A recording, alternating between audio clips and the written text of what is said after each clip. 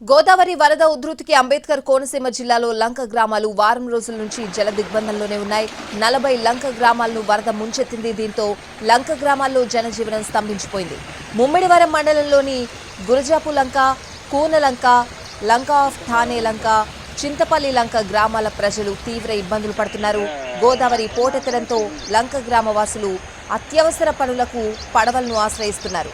వరద ముంపులో 3,500 ఇళ్లు ఉన్నాయి. 16,000కు పైగా కుటుంబాలు వరదలో చిక్కుకున్నాయి.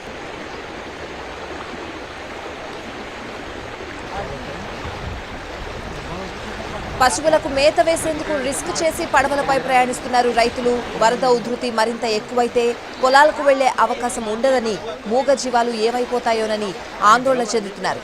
వేల ఎకరాల్లో వరి, ఉద్యాన పంటలు నీట మునిగాయి.